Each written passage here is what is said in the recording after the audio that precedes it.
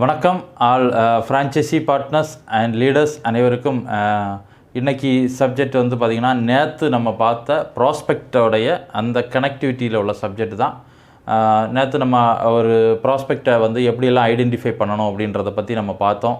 அவருக்கு வந்து பார்த்திங்கன்னா பணம் இருக்கணும், அதே மாதிரி வந்து அத்தாரிட்டி இருக்கணும், அதாவது அவர் முடிவெடுக்கக்கூடிய அதிகாரம் இருக்கணும், அதுக்கு பிறகு தேவைகள் இருக்கணும் அப்படின்லாம் நம்ம நேற்று பார்த்தோம். இந்த 3 விஷயத்தை வச்சு நம்ம ஒரு கஸ்டமரை, ஒரு நபரை வந்து ப்ராஸ்பெக்டாக நம்ம வந்து ஐடென்டிஃபை பண்ணணும் அப்படின்னு பார்த்தோம் இல்லையா. இன்றைக்கி நம்ம பார்க்குறது வந்து ஃபைண்ட் யுவர் கஸ்டமர். ஒரு கஸ்டமராக இருக்கக்கூடிய நபரை எப்படி ஃபைண்டிங் பண்ணுறது அப்படின்றது, இதுவும் ப்ராஸ்பெக்டிங்க்கு மேட்சிங்காக ப்ராஸ்பெக்டிங்க்கு கனெக்ட் ஆகக்கூடிய ஒரு சப்ஜெக்ட் தான். நீங்கள் வந்து இதை வந்து கொஞ்சம் கவனமாக தெளிவாக பாருங்கள். இதில் பார்த்தீங்கன்னா ஃபைண்டிங் யுவர் கஸ்டமர் வந்து ப்ராஸ்பெக்டிங் முதல்ல வந்து இந்த ப்ராஸ்பெக்டிங் அப்படின்றது வந்து பார்த்திங்கன்னா ஒரு மீன் பிடித்தல் மாதிரியான ஒரு விஷயந்தான். இதை வந்து இப்போ ஒரு குளத்தில் வந்து ஒரு மீன் பிடிக்கிறோம் அப்படின்னா அந்த மீன் பிடிப்பதற்கு எந்த மாதிரியெல்லாம் மீன் பிடிக்கணும் அப்படின்ற விஷயத்தை தான் நம்ம வந்து கஸ்டமரை வந்து ப்ராஸ்பெக்டிங் பண்ணக்கூடியதுக்கு ஈக்குவல், அதாவது மேட்ச் பண்ணுறாங்க. ஏன்னா அப்படி நம்ம வந்து பார்க்கும்போது தான் உங்களுக்கு சரியான கஸ்டமரை ஃபைண்ட் பண்ண முடியும் அப்படின்னு சொல்கிறோம். அப்போ இங்கே பார்த்தீங்கன்னா ஃபஸ்ட்டு வந்து இந்த ஃபைண்ட் யுவர் கஸ்டமரில் நம்பர் 1 என்ன அப்படின்னா வேர் டு லுக் ஃபார் லீட்ஸ். இந்த ஃபஸ்ட்டு பாயிண்ட் வந்து இந்த லீடை எப்படி வந்து நம்ம வந்து இப்போ எடுக்கணும் அப்படின்னு பார்த்தீங்கன்னா, எந்த மாதிரியான பிளேஸில் இருந்து இந்த லீடுகளை நமக்கு தேவையான ப்ராஸ்பெக்டிங்கை பண்ணணும். ஃபஸ்ட்டு நம்ம வந்து ப்ராஸ்பெக்டிங்க்கு பண்ணுறதுக்கு முன்னாடி முதல்ல நம்ம ஃபிக்ஸ் பண்ண வேண்டியது, நமக்கு எந்த மாதிரி இடத்துலேருந்து நமக்கு ப்ராஸ்பெக்டிங் வேணும். அதாவது சொல்லுவாங்க இல்லையா, குளத்தில் எந்த மாதிரியான குளத்துலேருந்து மீன் வேணுமா இல்லை கடல்லேருந்து வேணுமா அப்படின்றது நம்ம தான் என்ன பண்ணணும், முடிவு பண்ணணும். அப்போது நம்ம எந்த மாதிரி இடத்துலேருந்து நமக்கு இந்த ப்ராஸ்பெக்டிங் வேணும் அப்படின்றத நம்ம வந்து பிளேஸை முடிவு பண்ணணும். ஏன்னா இன்றைக்கி பார்த்திங்கன்னா பிளேஸ் அப்படின்னு சொல்லக்கூடியது பார்த்திங்கன்னா நமக்கு எந்த மாதிரி கஸ்டமர்ஸ் வேணும் அப்படின்றத ஃபிக்ஸ் பண்ணிட்டோன்னா அந்த மாதிரியான பிளேஸுகளில் தான் நம்ம என்ன பண்ணுவோம், ப்ராஸ்பெக்டிங்க்கு முயற்சி பண்ணுவோம். உதாரணத்துக்கு பார்த்திங்கன்னா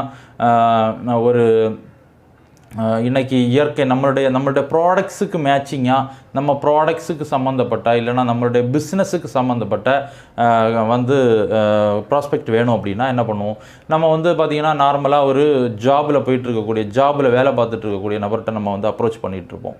அப்போ அவருக்கு வந்து பிஸ்னஸ் மைண்ட் செட் வந்து மேக்ஸிமம் பிஸ்னஸ் மைண்ட் செட்டு மாறுறதுக்கே டைம் ஆகும். அதே ஒரு பிஸ்னஸ் பீப்புளாக இருந்தாங்கன்னா கண்டிப்பாக உடனே அந்த பிஸ்னஸ் மைண்ட் செட்டு, நம்ம பேசக்கூடிய பிஸ்னஸை உடனே உள்வாங்கக்கூடிய கெப்பாசிட்டி அவருக்கு இருக்கும். யாருக்கு இருக்கும்? அந்த பிஸ்னஸ் பீப்புளுக்கு இருக்கும். அதே மாதிரி பார்த்திங்கன்னா ஹவுஸ் ஒய்ஃப் இருப்பாங்க, வீட்டில் இருப்பாங்க. அவங்க வீட்டில் இருந்தபடியே ஏதாச்சும் ஒரு வேலை பார்த்துட்டு இருப்பாங்க. சில நபர்கள் வீட்டிலேயே சும்மா தான் இருப்பாங்க. சில நபர்கள் வீட்டில் இருந்தபடியே ஏதாச்சும் ஒரு தொழில் பண்ணிகிட்டு இருப்பாங்க. அந்த மாதிரி நபர்களுக்கு நம்மளுடைய ஆப்பர்ச்சுனிட்டி, நம்மளுடைய வாய்ப்பு வந்து கரெக்டாக என்ன ஆகும், அவங்களுக்கு செட் ஆகும். இந்த மாதிரி எந்த மாதிரியான பிளேஸில் உள்ளவங்க நமக்கு ப்ராஸ்பெக்டிங்காக நம்ம செலக்ட் பண்ணணுன்றதான் நம்பர் 1, ஃபைண்ட் யுவர் கஸ்டமரில் நம்பர் 1. நம்பர் 2 வந்து who to look for leads. அதாவது பார்த்திங்கன்னா எந்த மாதிரி நபர் வேணும், எந்த மாதிரி பிளேஸில் இருந்து வேணும், எந்த மாதிரி நபர்கள் நமக்கு வந்து நம்மளுடைய பிஸ்னஸ்க்குள்ளே வேணும், நம்ம கூட பார்ட்னராக வேணும் அப்படின்றத நம்ம வந்து ஃபைண்டிங் பண்ணக்கூடியது தான் இந்த 2வது பாயிண்ட். எந்த மாதிரி நபர் வேணும், இன்றைக்கி பார்த்திங்கன்னா நம்ம வந்து 4 நபர்கள் சொல்கிறாங்க இல்லையா. நான் அடுத்த கிளாஸில் அதான் எடுக்க போகிறேன்.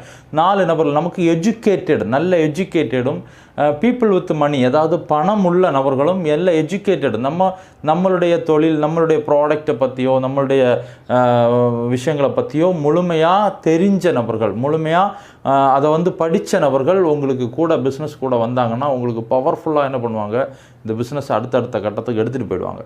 ஓகேவா? அப்போது எந்த மாதிரி நபர்கள் வேணும் அப்படின்றத நம்ம வந்து ஃபைண்ட் அவுட் பண்ணுறதுக்கு பேரும் ஒரு பவர்ஃபுல் ப்ராஸ்பெக்டிங். 3வது பார்த்திங்கன்னா how to look for leads. அதாவது உங்களுக்கு வந்து அந்த மாதிரி நபர்களை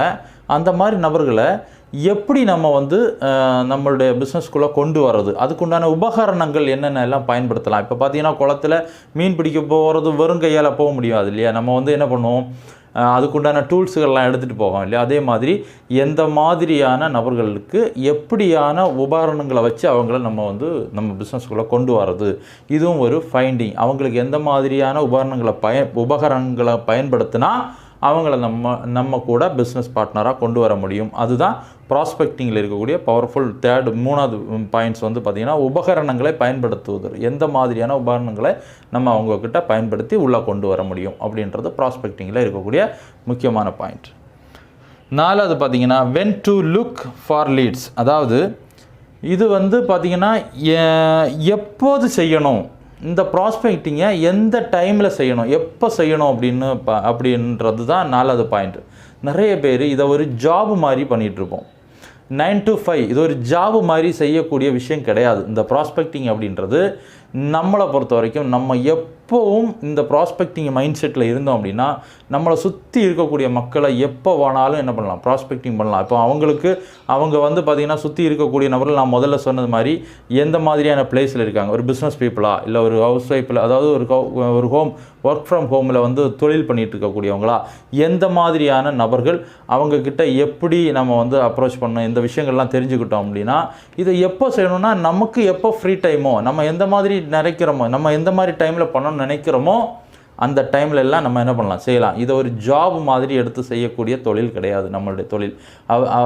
இதுவும் ஒரு ப்ராஸ்பெக்டிங்கில் ஒரு பவர்ஃபுல் விஷயம். நம்ம எப்போ இந்த மாதிரியான கஸ்டமரை ஃபைண்டிங் பண்ணுறது கூட டைம் பார்த்து பண்ணுறதில்ல. எப்போ நமக்கு வந்து கரெக்டான ப்ராஸ்பெக்டிங் கரெக்டான நபர்கள் கிடைக்கிறாங்களோ அந்த டைமில் அந்த நபர்களை நம்ம என்ன பண்ணணும், ஃபைண்டிங் கஸ்டமராக மாற்றணும், ப்ராஸ்பெக்டிங்காக மாற்றணும். இந்த 4 விஷயமும் ப்ராஸ்பெக்டிங்கில் இருக்கக்கூடிய மிக மிக முக்கியமான விஷயம். இதை 4த்தையும் பயன்படுத்தும் போது ஈஸியாக நம்மளுடைய மக்களை ப்ராஸ்பெக்டிங் பண்ணுறதுக்கு ரொம்ப ரொம்ப யூஸ்ஃபுல்லாக இருக்கும். Okay, congratulation. அடுத்தது நெக்ஸ்ட்டு வந்து நம்ம பார்த்திங்கன்னா நம்மளுடைய கஸ்டமரில் 4 டைப் கஸ்டமர் இருக்காங்க. அந்த 4 டைப் கஸ்டமரை நம்ம பற்றி இன்னும் கொஞ்சம் தெளிவாக அடுத்த வந்து கிளாஸில் நம்ம பார்க்கலாம். Okay, congratulations leaders, all leaders.